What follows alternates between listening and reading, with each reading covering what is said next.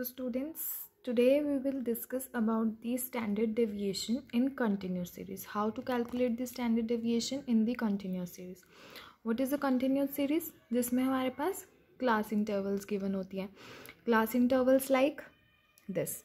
So the formula to calculate the standard deviation in continuous series is more or less similar to the discrete series. जो हमारे पास discrete series का formula है उसी तरह का ही हमारे पास कंटिन्यूस सीरीज़ का फॉर्मूला होता है. द ओनली डिफरेंस इज कि जो हमारे पास यहाँ पे x होगा, दैट इज़ जो हमारे पास यहाँ पे x डिस्क्रीट सीरीज़ में हमारे पास x क्या होती थी, आइटम जो क्वेश्चन में गिवन होती है. कंटिन्यूस सीरीज़ में हमारे पास x क्या होगा, मिड पॉइंट. x हमारे पास क्या होगा, मिड पॉइंट. जो हम क्लास इंटरवल का एक मिड पॉइंट निकालेंगे कि अगर हमारे पास 5 to 10 क्लास इंटरवल है तो उसका मिड पॉइंट क्या आ जाएगा, 7.5. तो वो जो मिड पॉइंट आएगा वो हम यहाँ पे पुट करके इसका आंसर निकालेंगे. Coefficient of standard deviation is same for all the series, sigma upon mean, that is standard deviation upon mean.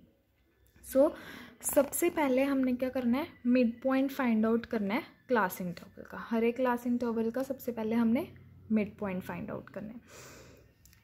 Sigma you know, M is the mid point, X bar is you know mean, N is the total frequency. The formula is all the same that we have done before. The only difference is that here we have to calculate the midpoint. So सबसे पहले हमने mean निकालना है.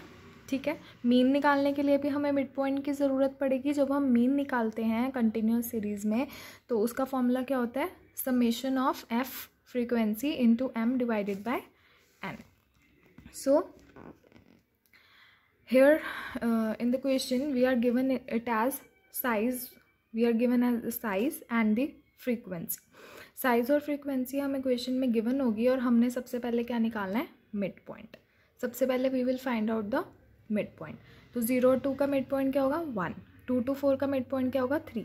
Mid point हमने कैसे निकालना है, या तो आप इसको विजुअली देख के निकाल सकते हो कि 0 और 2 का मिड पॉइंट 1, या फिर आप इसको कैसे निकाल सकते हैं, lower limit plus upper limit divided by 2, तो वो आपका आंसर आ जाएगा. Lower limit plus upper limit divided by 2. Okay, mid point हमारे पास सारे आ गए. जब हमारे पास मिड पॉइंट आ गए हैं तो हमने क्या करना है, सबसे पहले मीन निकालना है. Mean is equal to summation of F into M upon N. अब हमने एफ इंटू एम भी करना है, frequency into the mid point. Summation of F सारे कैलकुलेट किए, summation of F into M आ गया 156 डिवाइडेड बाय एन क्या होता है, total frequency. Sum of the frequency is N, उसको उससे डिवाइड किया, हमारे पास मीन क्या आ गया, 6.5. अब जब हमने इसमें फॉर्मूला कैलकुलेट करना है तो सबसे पहले हमें क्या करना है, एक्स माइनस एक्स बार. सो यहाँ पे x क्या है, हमारे पास मिड पॉइंट है जैसे कि मैंने आपको पहले बताया, तो आप उसके लिए ये वाला फॉर्मूला कंसिडर करोगे. यहाँ पे x हमारे पास मिड पॉइंट है तो आप उसको सिग्निफाई m से करोगे सो दैट कि आपको इजी टू रिमेंबर हो. मिड पॉइंट तो हमने सबसे पहले m माइनस एक्स बार निकालना है, that is mid point minus your mean. Mean आपके पास कितना है, 6.5. ओके, सो ये हम सारा निकालेंगे. कुछ एक वैल्यूज़ नेगेटिव में भी आएंगी. फिर हमने इसका क्या करना है, स्केयर करना है.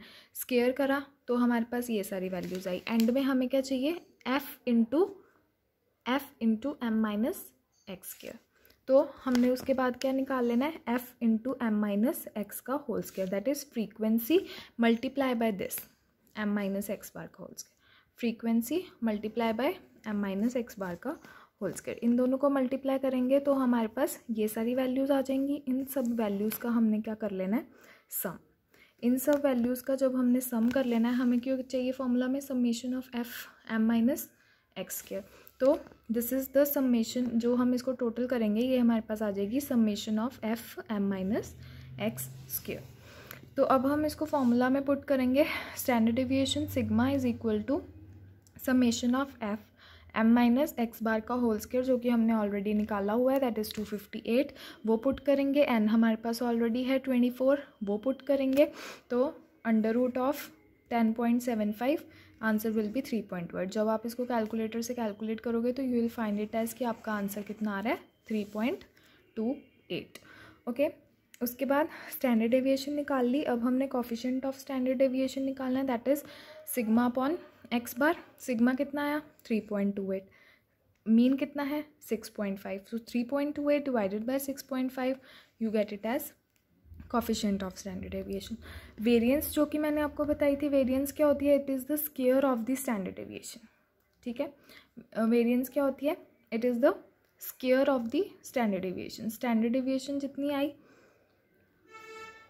फॉर एग्जांपल अगर हम इसको ये लेते हैं सिग्मा हमारे पास √10.75, उसका स्क्वायर करना है, तो ये स्क्वायर और अंडर रूट कैंसिल आउट हो जाएंगे, हमारे पास क्या बच जाएगा 10.75, that is your variance. Basically variance का फॉर्मूला क्या होता है, sigma F M minus X bar का whole square divided by N, और स्टैंडर्ड डेविएशन का क्या फॉर्मूला होता है, उसका अंडर रूट कर देना है। तो अगर सिग्मा स्क्वायर है, दिस इज़, अगर हम इसका स्क्वायर करेंगे तो ये कैंसिल आउट हो जाएगी, so this is the variance formula. तो हमारे पास वेरिएंस, जब हमने एक बार स्टैंडर्ड डेविएशन कैलकुलेट कर ली, उसके बाद हमारे पास वेरिएंस निकालनी बहुत ईजी है, बस इसको आपने स्क्वायर करना है, whatever cancels out then it will be your answer. Okay, so this was still your continuous series, kindly revise it. Thank you.